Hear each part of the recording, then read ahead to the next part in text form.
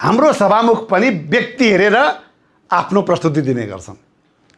हर्क साम्पाङ बोलिरहँदा उनको शैली अर्कै हुन्छ। श्रम संस्कृति पार्टीका मान्य सदस्यहरूलाई म ध्यानाकर्षण गर्न चाहन्छु। मैले मान्य सदस्यहरूलाई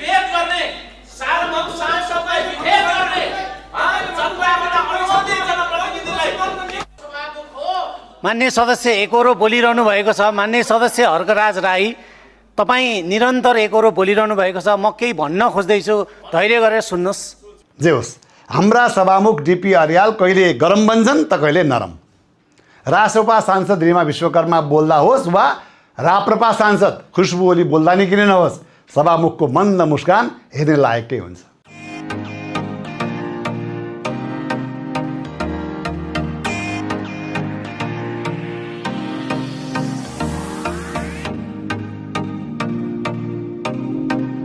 यतिखेर सभामुखको यो मन्द मुस्कान पनि सामाजिक सञ्जालहरूमा हटकेक बनिरहेको छ। सामाजिक सञ्जालमा मात्र होइन, चिया पसलदेखि तारे होटलसम्म पनि सभामुखकै मुस्कानको चर्चा छ भन्दा फरक नपर्ला।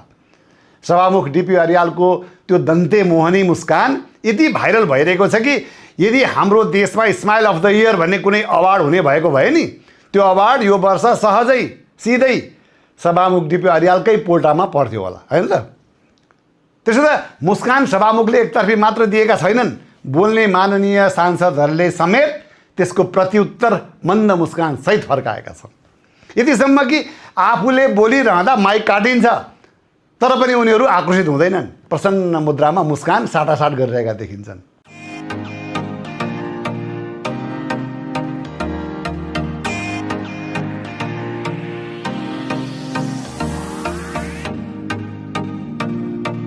कति राम्रो अभ्यास। पहिला पहिला हाम्रो संसद उङ्ने थलो हुन्थ्यो, कतिपय सांसदहरू त निदाइरहेका देखिन्थे भने अहिले हेर्नुहोस् त, संसद भन्दा पनि फ्रेन्डली कफी मिटअप जस्तो देखिन्छ।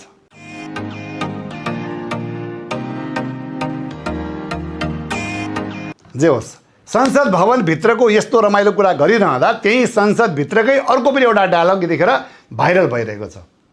हुइ असीम साहब, असीम साहब हो, उले के गर्न सक्छ? बढीमा बालनको काममा फुसफुस गर्न सक्छ। अमरेश कुमार सिंहको राजनीतिक शैली पनि नि मौसम विभागको पूर्वानुमान जस्तै हुने गर्छ। कहिले घाम, कहिले पानी, कहिले हुरी बतास। मन परेका दिन कसैलाई आकाशमै पुर्याइदिने र त्यही मान्छे मन नपरेको दिन उसलाई स्वाटै तल झारिदिने, खसालिदिने, तपाईँ को हो भन्न भ्याइदिइहाल्ने। ल, म आज अमरेश कुमारजीलाई चिनाउँछु, असीम शाह को हुन् भनेर। नेपाली सिनेमाको इतिहासमा सबैभन्दा धेरै पटक हेरिएको कुटुम्ब